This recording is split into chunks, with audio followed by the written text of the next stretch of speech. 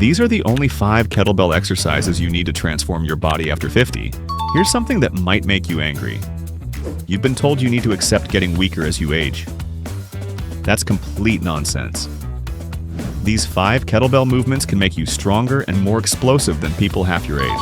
After 50, your body doesn't need isolation exercises or complicated gym routines. It needs functional movements that mirror real life. Kettlebells are perfect for this while staying incredibly joint-friendly. These 5 exercises build the kind of strength that actually matters. The power to get up from the floor without using your hands, the explosiveness to keep up with your grandkids, and the stability to prevent falls and injuries. Let's start with the foundation, the Kettlebell Goblet Squat. This movement primarily targets your quadriceps, glutes, and hamstrings while heavily engaging your core. Here's the proper setup. Hold the kettlebell by the horns, that's the handle, with both hands at chest level. Your elbows should point down and stay inside your knees, not resting on top of them. Stand with your feet shoulder width apart. Instead of sitting back like a chair, pull your hips straight down between your legs while keeping upright. The kettlebell counterbalances you, helping you squat deeper with a neutral spine. Here's what makes this perfect for people over 50. You're building maximum hip and knee flexion simultaneously. The exact movement pattern you need to get out of low chairs, pick things up from the ground, or play with grandkids at their level.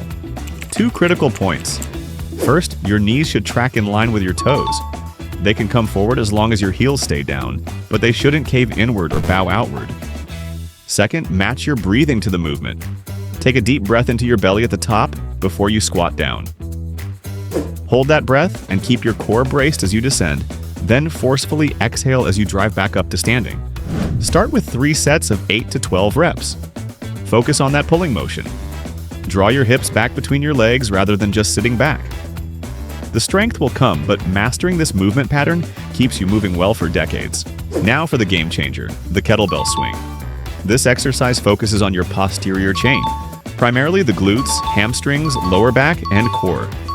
This is your body's powerhouse for movement. Here's something fascinating. Watch any predator before it strikes. They coil their body, loading their posterior chain, then explode forward with incredible force. That's the same power system we're training with kettlebell swings. Kettlebell swings are not a squat movement. It's all about your hips. Here's the setup. Stand with feet slightly wider than shoulder width, with the kettlebell a few feet in front of you. Hinge at the hips while keeping your spine straight. Never round your back. Pack your shoulder blades by activating your lats and rhomboids. Now hike the kettlebell back between your legs like you're snapping a football. When your wrists hit your thighs, that's your cue to explosively drive your hips forward. The power comes entirely from this hip thrust. Your arms never actually pull the kettlebell up. Do 3 sets of this with 15 to 20 reps per set. Think of it as an explosive hip thrust. Drive through your heels, contract your glutes and abs hard at the top. The kettlebell should float to about chest height from hip power alone.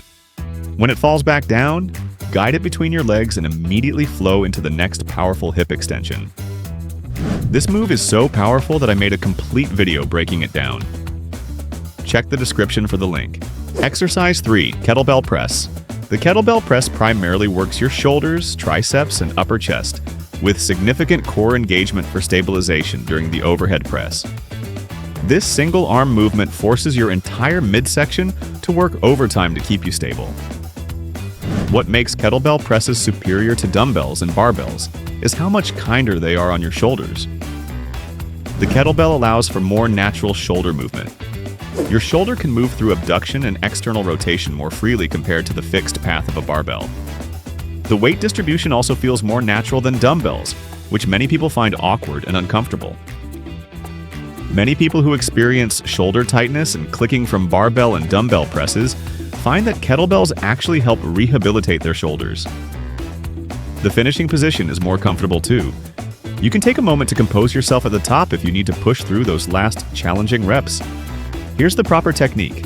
Start by cleaning the kettlebell into the rack position.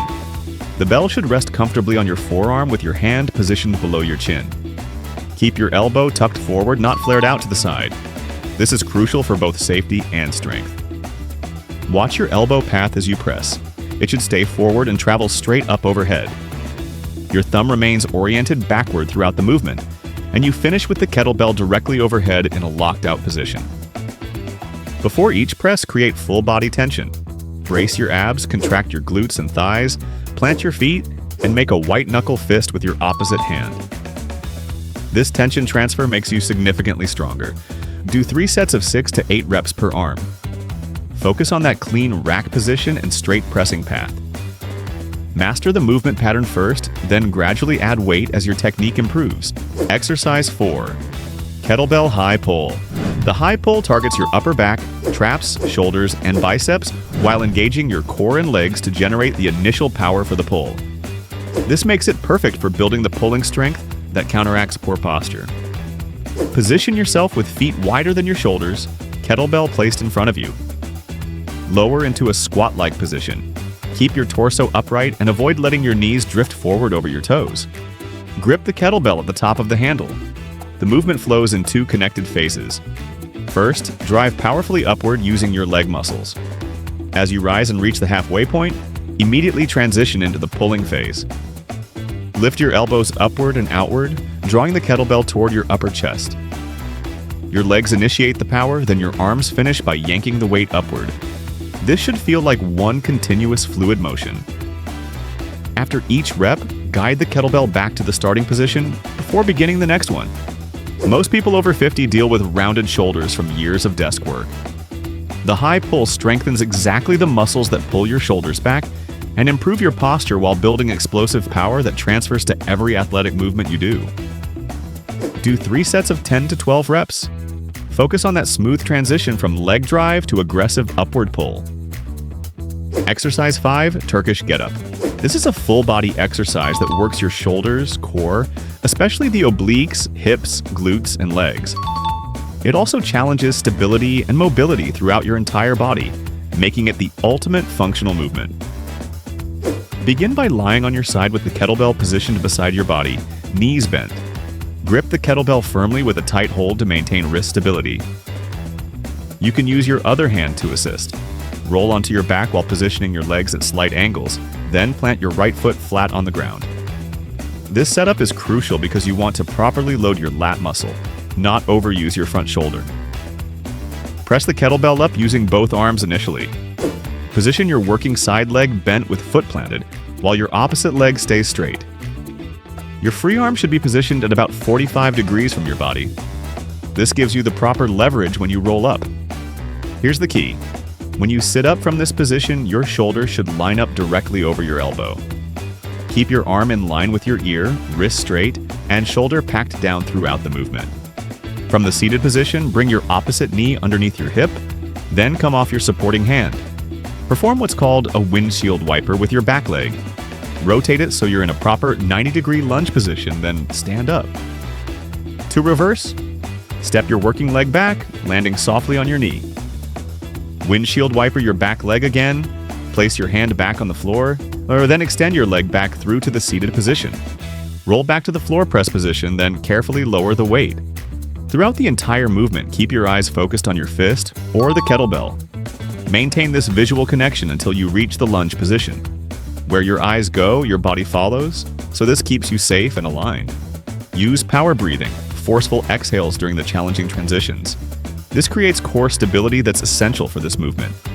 This movement trains your entire body to work together in a way that no other exercise can match. For anyone over 50, it becomes invaluable for maintaining your balance and giving you the confidence that comes from knowing you can safely get up from the ground. If you've never done this before, begin without weight to learn the sequence. Then you can use a shoe balanced on your fist to practice stabilization. If you can keep the shoe from falling off, you're maintaining proper alignment. Do 3 sets of 3 to 5 reps per side, emphasizing smooth transitions over speed. Now, you might be wondering, can I do this every day? Recovery matters, so train 3 times per week to get stronger without overtraining. For most people over 50, 3 times per week is the sweet spot.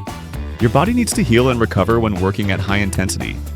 When you challenge your muscles, microscopic tears occur, and while that sounds bad, it's actually how you get stronger. But you need that recovery time for healing and adaptation. You can structure this as a circuit, one exercise after another with minimal rest, or as straight sets with 90 seconds to 2 minutes between sets. Both approaches work, and you can vary them based on your goals and energy levels. Training doesn't have to be an hour-long ordeal. These sessions can be 20 minutes, or you could even break it into shorter 10 to 15-minute sessions throughout the day if that fits your schedule better. How heavy should the weights be? Start with weights that challenge you but allow perfect form. Women typically begin with 15 to 20 pounds, while men often start with 20 to 35 pounds. Focus on perfect technique first, then gradually increase weight. Listen to your body and adjust loads based on recovery. Remember, you're the only person who knows how your body feels. A good program gives you the framework, but you need to make adjustments based on your daily response and recovery needs. The beauty of this program is its adaptability. 5 exercises, 1 piece of equipment, but infinite ways to adjust intensity, volume, and frequency based on how you're feeling and recovering. These exercises aren't about trying to be 25 again. It's about being the strongest, most capable version of yourself at 50, 60, and beyond. Your body is designed to move powerfully. These exercises just remind it how. What made you realize you needed to take your fitness seriously? A health scare? Struggling to keep up with family activities? Share your story in the comments. Your experience might inspire someone else. And if you want more no-nonsense fitness content for people over 50, hit that subscribe button. I'll see you in the next one.